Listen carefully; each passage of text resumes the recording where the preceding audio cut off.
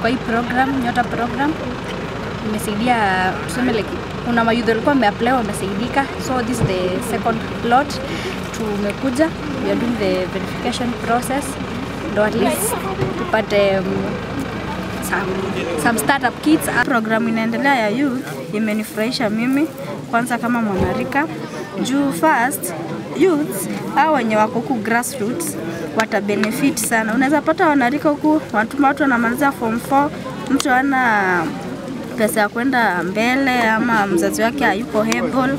So mimi kama mwanarika nikibenefit kutoka kwa hii pesa, nitaenda nianzie biashara. Nikianzia biashara ndio nitafinance au mayouth wengine. Nimekuja kwa hii validation exercise. Nimefurahia sana kuona kuna watu wengi. Kitu ya kwanza nataka kushukuru Mr. President William Samoei Ruto kwa hiyo opportunity amepewa na wanarika.